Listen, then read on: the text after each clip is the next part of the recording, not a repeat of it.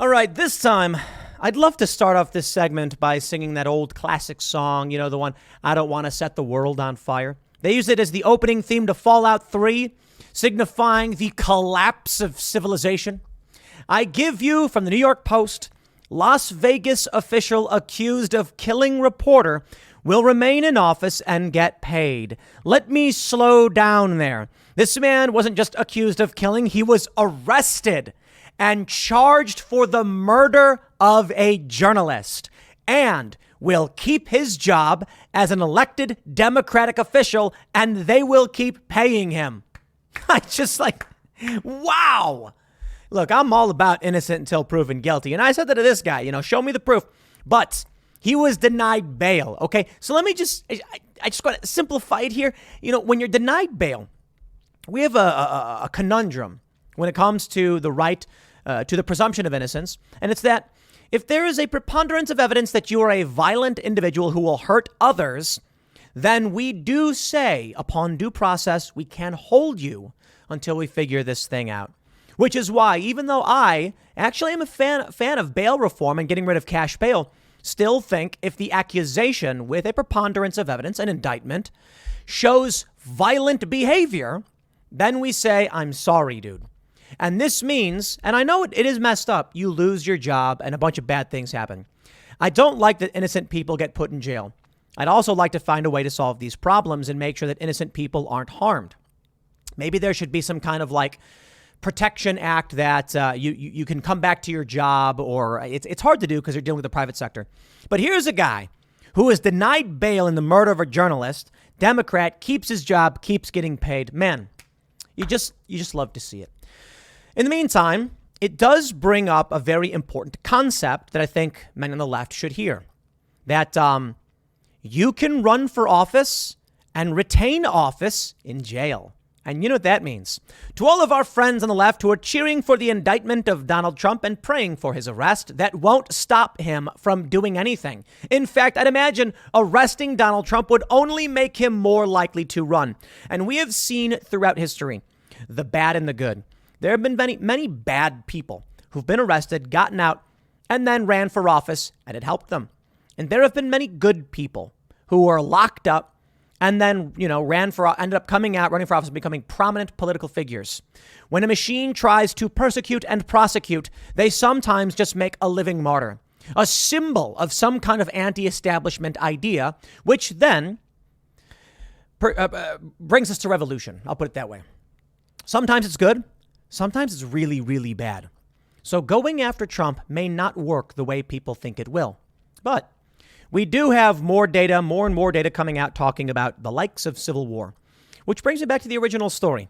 This level of corruption, I understand it's a local story, but we hear in the media over and over again about how the right are extremists and terrorists, how Donald Trump was rallying people to attack journalists. And now, not only has the story graduated from Democrat accused of murdering journalist to then Democrat arrested and charged with murdering the journalist to now, and that guy gets to keep his position in office and we're still going to pay him. At a certain point, can we just throw our hands in the air and be like, I think the machine is broken.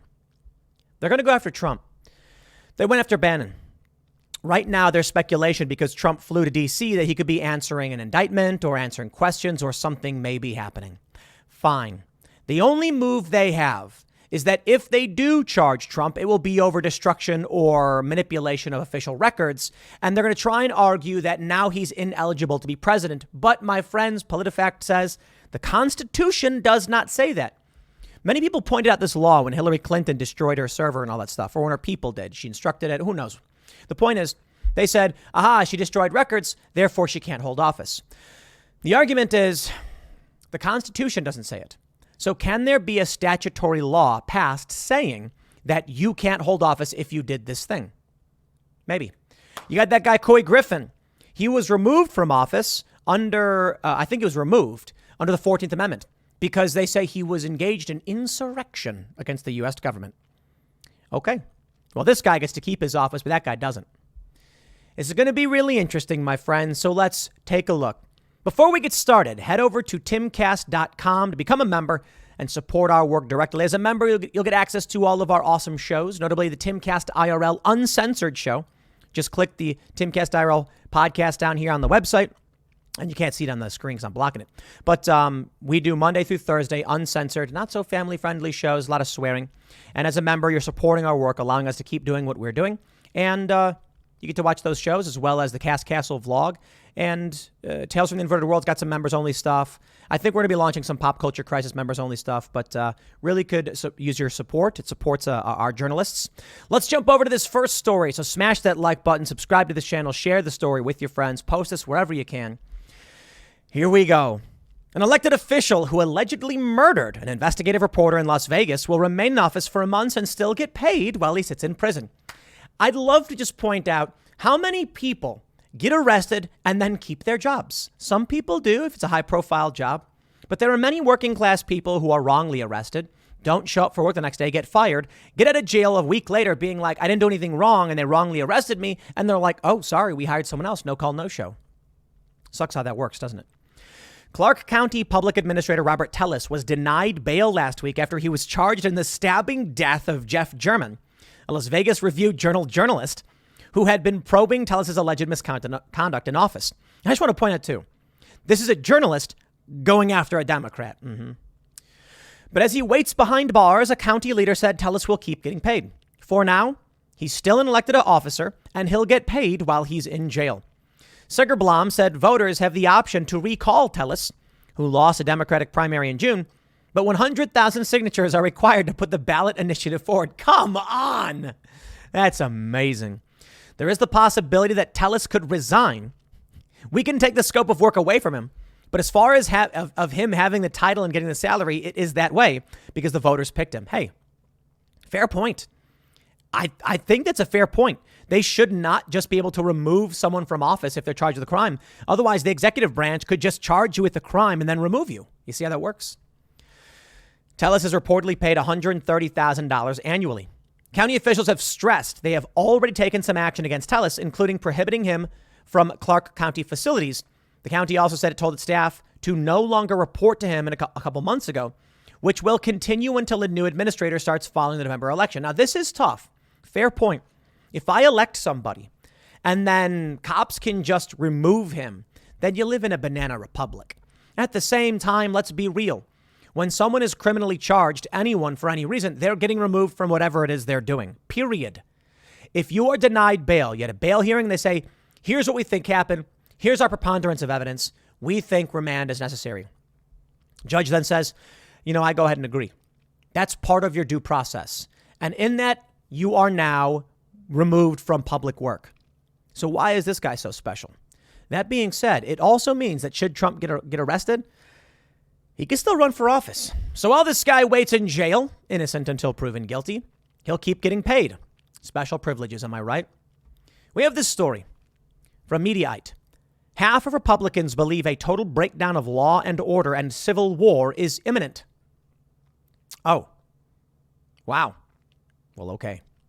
This is a poll that we did see recently, a new poll from YouGov, asking people what they thought was going to happen. They say the data polled from Democrats and Republicans show that 37% of Americans believe there's at least a chance it will happen in some form. The numbers suggest that about 40% of Americans predict a civil war between Democrats and Republicans. 32% expect a civil war between red and blue states. 28% expect a war between different races. On a similar note, the poll also found that 28% of people expect states will try to secede from the union again. Even beyond the possibility of a civil war, YouGov's polling shows a huge chunk of Americans expecting the worst for the country's future. About 38% of respondents think America won't be a democracy for much longer. Amazing, because it's not a democracy. It's a constitutional republic with democratically elected representatives. So, sure. An average of 25% went even further by predicting the country will become either a fascist or communist dictatorship. Oy. You know what I can't stand? When people say things like, when you go out in the real world, these people aren't fighting each other. It's the internet. Yeah, that was Bill Burr. And it's true. If you go out in the real world, you don't see it. Gee, I wonder why. You go out to MAGA country, West Virginia, nobody's fighting. Could it be that they all agree with each other? You go to New York. Well, I would say mostly nobody's fighting, but crime is through the roof. But politically, for the most part, there may be some protests against the cops, but They all agree with each other. I wonder why that is. Then you look at a Chick-fil-A in a city and it's got protesters. You see, in big liberal areas, they're not going to be fighting themselves. Same thing is true for conservatives. Online is where the two ideas are clashing constantly and consistently. You look at churches getting vandalized. You look at pregnancy centers getting firebombed and tell me it's not happening in the real world. It is. But people like Bill Burr, he walks around big city to big city, be like, hey, nobody's fighting. What's going on? Gee, I wonder why, dude. Go look at a pregnancy center. Go look at an area where Republicans congregate and you'll see the left going after them. So yes, maybe. And here's where it goes. Trump's former White House lawyer said the chance of him being indicted for inciting the Capitol riot is very high. Ty Cobb said it just the other day. President Trump's former lawyer said there's a very high chance he could be indicted. Quote, I think the president is in serious legal water. Not so much because of the Mar-a-Lago search, but because of the obstructive activity he took in connection with the January 6th proceeding and the attempts to interfere in the election count in Georgia, Arizona, Pennsylvania, and perhaps Michigan. We'll see. There's more. Howard Stern on Trump. I don't know how they don't indict that dude. Now, a lot of people may be saying, who cares about Howard Stern? He does have a sizable audience. It's true. He's a very wealthy guy. Also true. Culturally, it does matter. What we're seeing in the culture is the fracturing. And I think music is a really good example of this. And especially, I'm especially learning a lot about this with the release of our song, Only Ever Wanted. Check it out on Spotify or buy it. The thing is, people aren't looking to the big pop releases anymore. They've found the music they like and they just play it. Now, I don't know what this will mean for the country moving forward, that we have a completely, I would say bifurcated, but it's like an octafurcated. It's just, there's thousands of genres and different kinds of music, and people like tons of different things. They're not unified around these certain ideas. So while Howard Stern is influential, his influence is waning. It's interesting. It's a decentralization of sorts. People who are on the bottom are rising up, but there's an upper limit. If you're someone who produces political content, here's what I get. I got, 500,000 views in the last video I did, about 200 to 300,000 on average. And you look at that and then you look at other shows that get millions. Well, yeah, sports is going to get more. Cultural issues directly going to get more because people are choosing what they care about. But this means that when it comes to politics, things are hyperpolarizing. People used to listen to some rock, watch an action movie, get some politics. Now, there's people who listen to rock and don't do anything else. People who watch action movies, don't do anything else. And people listen to politics, don't do anything else. This is part of the hyperpolarization. My point is, Howard Stern should have no opinion on this for the most part, but the dude has become politically obsessed. Me, I've always been in politics. That's the funny thing. They once tried to accuse me of shoehorning myself into politics. And I'm like, dude, I was doing fundraising for activist nonprofits on political issues, sending postcards. This is what I've always done. But there are people who weren't political who are getting into it. From the Insider, businessinsider.com. A former federal prosecutor says Donald Trump should be arrested promptly after unlawfully taking classified records. Did he sell them to America's adversaries? The answer, I believe it's Bettridge's law of headlines. Any headline that asks a question can be answered with the single word no. Because if they could, they would say it if they had reason to say it. But here's another guy, blah, blah, blah. You get the point. From Newsweek. Trump can run for president even if he's indicted. Ex-lawyer. Oh, really? Well, okay.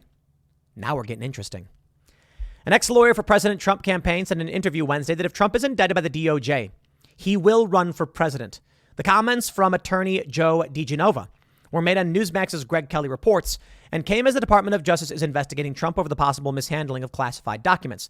Last week, the FBI, with the approval of Attorney General Merrick Garland, carried out a raid of Trump's Mar-a-Lago resort home. Of course, that was last month. This is an older story. Trump and his allies have sharply criticized the Department of Justice's actions, with Trump saying it is part of an ongoing witch hunt. In his Wednesday interview, DeGenova said Garland is now crazy. Quote, he's going to indict Trump. They're going to figure out some charge because they want to harm him, to ruin him, to basically cut him off at the knees so he can't run for president. This process is arrogant, abusive, and an affront to the Constitution. They are going to indict Donald Trump. Merrick Garland has lost his senses. Kelly then asked DeGenova about the possibility of Trump running for re-election if he's indicted by the Department of Justice. But I think you pointed out last week, if they do indict him, if they are crazy enough to do it, that doesn't render him ineligible to run or even be president, Kelly said. Eugene Debs ran for president from a federal prison. There's no reason that that's going to happen to Donald Trump. He's not going to be in a federal prison, said DeGenova said, referring to labor leader Eugene V. Debs, who ran for president in 1920 while serving a prison sentence. But if he's indicted, he will run for president. Nothing in the U.S. Constitution prevents someone convicted of a crime from running for president or from winning a presidential race. While Trump hasn't formally said he will seek the presidency again in 2024, he has strongly suggested he will launch another campaign.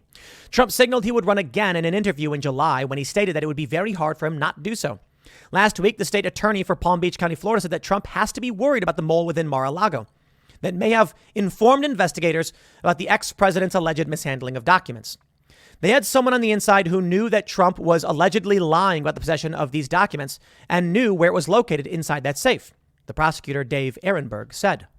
Interesting. All right, now what? From The Guardian. Here's the next step. And again, another older story. Trump should announce run for 2024 soon to avoid indictment, source says. Source close to Donald Trump suggested the Justice Department would find it trickier to prosecute a presidential candidate. I agree. I said this a while ago, and I'll say it again. Trump should announce immediately. Be brave, Trump. Have some balls. The concern, I guess, is that if he announces, he could cause problems for the midterms, or he's concerned that if he does, and the Republicans do bad in the midterms, it will shine poorly on him. Yo, just get out there. Just do it. Donald, announce you're running. We all know it. Recently, I think it was a fundraiser, I'm not sure, Trump said that we have to win. It's a very important election, and we're going to have to win a very important year. They call it 2024. And everyone's like, woo, like, we get it, dude. We know you're running. Just say it. Well, here's the issue. When you announce that you're running, all of a sudden you have Federal Election Commission rules. You can't raise money. You can't exchange gifts. So everybody wants to hint that they're going to run, but then they don't want to announce it until they absolutely have to. From The Guardian, they say, Donald Trump has to announce a campaign for the Republican presidential nomination in 2024 in the next 2 weeks, according to a senior source close to Trump. If the former president wants to head off being indicted under the Espionage Act after the FBI search at Mar-a-Lago last week. Now, it's been a month, all right? So we'll see. In communications reviewed by The Guardian, the source indicated Trump needed to announce because politically it would be harder for the U.S. Department of Justice to indict a candidate for office than a former president out of the electoral running. Now, hold on there a minute. I wonder. I really do. Maybe Trump wants to be indicted. We've heard this before. Trump would want to be indicted so that he can claim a witch hunt. He can then say, look how far they're going. This is insane. Stop them before it's too late. We had, I think it was James Lindsay on Timcast IRL. And he pointed out, I think it was James Lindsay. He was on a plane. And someone said that they didn't like Trump. They were voting Democrat, but the FBI raid on Trump was just too much. And now they were getting scared. And you should be. He can wait, the source said of Ron DeSantis. In contrast, a former White House official said Trump could yet decide not to run for fear of losing his grip on his party and role as a kingmaker should an indictment force him to drop out of the race. Why would it? A search warrant unsealed on Friday showed that the FBI seized from Mar-a-Lago sets of documents. We all know that. I wonder if Trump is concerned that if he announces he's running for office, the FBI then will indict him as a means to get him to stop. You know what I mean? Like, the idea is they're holding indictment in their back pocket to use as a reaction to Trump because, hey, it's like they say, the last word, whoever gets the last word, right? So if Trump comes out and says, I am hereby formally declaring, and then the FBI comes out and says, sir, you're under arrest. Trump might be able to claim that they're coming after him politically, but the thing that people will hear is that Trump is indicted. They won't hear that he's running for office. So maybe it's a game of chicken. Trump's waiting for them to indict so he can then say, hey, I'm running for office. They can't do this. And then he gets the last word of the matter. I mean, a lot of people will share a lot of words, but we'll see. Now, here's where you'll love to see it from PolitiFact. The Constitution doesn't bar criminals for running for president. Quote, the law overturned the law. This is the Presidential Records Act of 1978. Let's read. Social media users noted that the FBI executed a search warrant at Trump's home the same day that Nixon announced his resignation in 1974. Nixon was the inspiration for the Presidential Records Act of 1978, which requires presidential records to be stored with the National Archives for safekeeping. The law overturned the long-running tradition of private ownership that dated the beginning of the Republic by declaring that after January 20th, 1981, the records of all presidents would be the property of the American people. Mark Elias, a lawyer who litigates election law cases on behalf of Democrats, highlighted that line about disqualification that said, and tweeted, "The media is missing the really, really big reason why the raid today is a potential blockbuster in American politics." In a subsequent tweet, Elias wrote that there would undoubtedly be a constitutional challenge to the application of this law to a president. One can speculate how it would turn out, but it is unprecedented and would be fully litigated. And that law says that if you destroy records, you can't hold office. Constitution doesn't say that. Rick Hasen, an election law expert at the University of California, Los Angeles, said he doesn't see how a conviction for violating the code preventing Trump from running office of U.S. Code 207 doesn't see a conviction for violating it preventing a Trump run for office. That statute cannot trump the Constitution, which sets the exclusive qualifications for president. So this is not a path to making Trump legally ineligible to run for office. Simply put, there is no means by which they can stop Donald Trump. So, to throw it back to our opening story, you get the point. I think the dude who was arrested on the murder charges maybe should be in a suspended role, but you get the point. The U.S. Constitution upholds the principle that voters decide who shall represent them.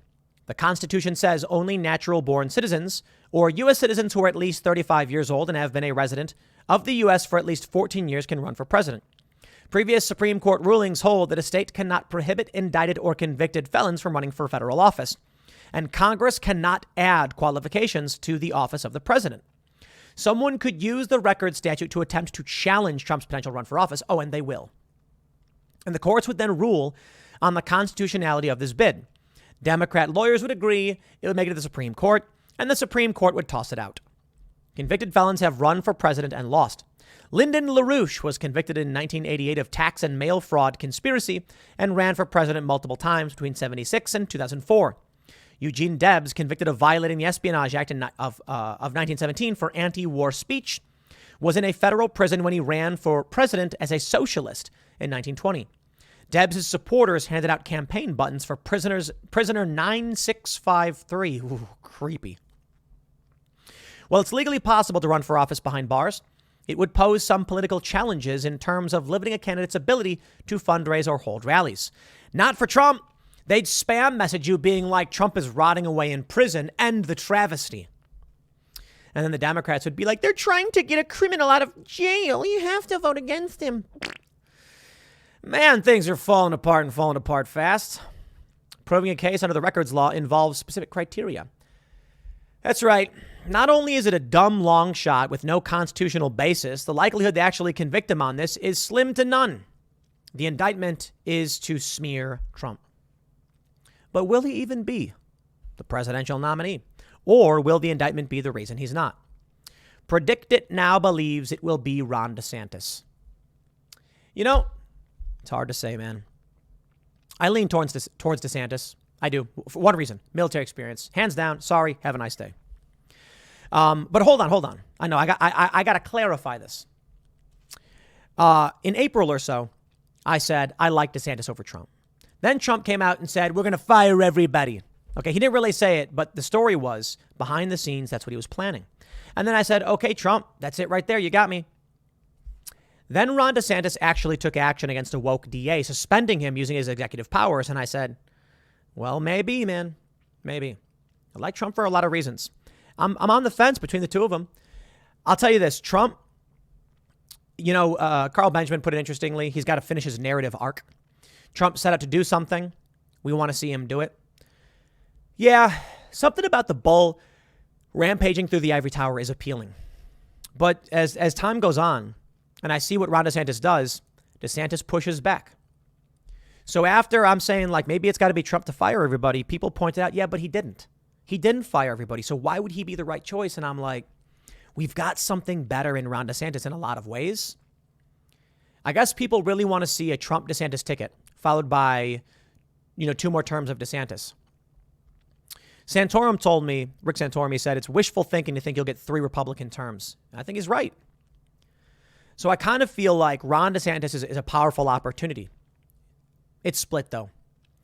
Predicted is not polling, okay? Polling is when you ask someone, who do you want to be president? You can also ask, who do you think will be the nominee? When you poll people, they'll tell you they want Trump. When you predict it, people bet on Ron DeSantis. And that says a lot. This is probably a lot of Democrats answering. And what's happening is they're buying shares in Ron DeSantis being the nominee, because that 36 cents will turn into $1. Now, some people buy, say, Ted Cruz for 3 cents because they think he'll run, the probabilities will increase, and his 3-cent share will turn into 6 cents, and then you sell those shares. That's how it works, right? I think that's how it works. I don't know. But the idea here is the wisdom of the crowd is predicting DeSantis for a variety of reasons. And we don't know exactly why. I think I can load 9 more people. Mitt Romney's in there. Who do we got in here? Kristi Noem is in there. Larry Hogan.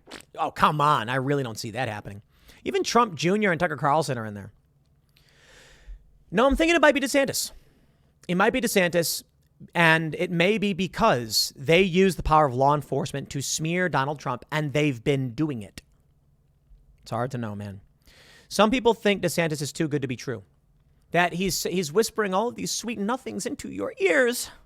Yo, Donald Trump got in and appointed Bolton and Chris Wray. Among other bad people he should have fired. Milley should have been fired. Fauci should have been fired. So when he talks about draining the swamp, maybe he got rid of some of it. He made that move on Schedule F to make it easier to fire federal employees. But ultimately, he didn't do enough. I don't know. I don't know if he did enough. Ron DeSantis may be too good to be true, but isn't Trump too good to be true? Now, I will say this. Trump on the economy at a national level, he proved he's done really, really well. But hold on there a minute, my friends. The 2020 pandemic started with Trump. Look, there are pros and there are cons. And I think the one big factor here is DeSantis has repeatedly proven at the state level he can do what needs to be done, even draining the swamp. And he doesn't carry the same baggage as Trump. That's why I'm kind of like, maybe he's the better option. But look, I'm not a diehard Trump supporter, never have been. I think Trump's a funny guy. You know, I don't think he's evil. I think his foreign policy was beautiful. I talked with Dave Smith, libertarian guy, Mises Caucus. And I said, we argued about it. He was like, Trump, what did he really do? It's like, he was killing kids. There were drone strikes. And I'm like, he was getting no new wars. He's like, is that the standard? He still did bad. He's still bad. And I'm like, I'm a reformer. You're a revolutionary. I see Trump making moves in the right direction. And I say, please, I would like more of this. And the problem, I think, is with revolutionary mindset is they want all or nothing, all or nothing. I want it all now or nothing. And I'm like, man, I got to tell you, we might have to take what we can get. But someone super chatted us on IRL and said, this is a problem that was created over 100 years. It will not be reversed in 100 days. And I said, that's it right there, man. That's it right there. Trump's not perfect, but he did good. He did. He did bad, too. A lot of bad things. They all do bad things. But Trump was one of the best. And that's not saying a lot, but it's saying we got to take what we can get. I hope Ron DeSantis will be as good. But some people have questions about his stance on BDS. He's a Freedom Caucus guy, though. So I got my fingers crossed. And I think for media reasons, Ron may be the better option. He's just half the age, you know? He's just half the age. It's just better. It's hard to say. It's hard to say. You know, to simplify it, you know, I was more in favor of DeSantis for a variety of reasons. In April, I mentioned this with the Daily Wire guys. I moved back towards Trump when Trump said he was going to fire everybody. But then Ron DeSantis went after that woke prosecutor. And I'm like, he's showing that he can do it. And I think that's on purpose. So maybe he's just proven himself to be better. Look, I don't care if the Trump supporters get mad at me about it, call me a cuck or whatever they want to call me. I'm not going to mask my opinions for the sake of pandering to Trump's fan base. Ron DeSantis has done a tremendous job. People in Florida don't like it either because they don't want us taking away Ron DeSantis. But I'm not sure he's going to run in 2024. Right now, he's focused on winning his election in Florida. I think he's going to win that handily, and we'll see. For the time being, in the generic ballot for Congress, Democrats have taken the lead. Real Clear Politics' latest numbers up 0.4. The generic ballot for 538 has them up 1.3. So Democrats may still be losing. These polls show they're winning, but they're skewed, but it shows they're recovering. Republicans lost a tremendous lead, and we thought it was going to be a big red wave. And now I'll tell you what's going to happen, because this is what happened last time. They're going to be like, Tim made terrible predictions. He was so wrong. Dude. On April 7th, when I'm reading the news and I'm like, Republicans are up 3 points. That's apocalyptic for Democrats. Does that change the fact that the polls swing? Dude, for one, make mistakes. I've made them. I get it. It happens. But if I'm reading the current data showing that Republicans are up 3 points and it suggests a red wave, am I wrong for reading the news? You see, that's the problem. Right now, Democrats are up 1.3. So I could be like, Democrats are poised to win. I mean, and then what happens is come November, the Republicans win, or comes, 57 days. And then they're like, haha, Tim said Democrats were going to win and they didn't. Yeah. I'm reading the polls, guys. Let me show you this. New York Times. The polling warning signs are flashing again. Democrats are polling well in exactly the places where surveys missed most in 2020. So here we go. In the U.S., Biden was up 8 points. The actual result was up 0.4. Was up 4 points. That's a 100%, a 50% error, I guess you can call it. In Wisconsin, he was up 10. He came in less than 1. In Florida, he was up 2. He came in at -3, at +3 Trump. He was +2 in North Carolina. It went +1 Trump. It's amazing. He was wrong across the board. Ohio was less than 1 for Trump. It went +8 Trump. Iowa was +1 Trump. It went +8 Trump. Texas +2 Trump. It went +6 Trump. The Rio Grande Valley went Republican. So we'll see. But anyway, I really want to just throw it back to the first story here and wrap up with where we started. You can be a Democrat. You can be arrested for murdering somebody and you can keep your job. Long story short, if Trump is arrested, he's running. Let this story serve as the marker as to why he's going to be able to. I'll leave it there. Next segment's coming up at 8 p.m. over at youtube.com/TimCastIRL. Luke is back. We're glad to have him. Thanks for hanging out, and I'll see you all then.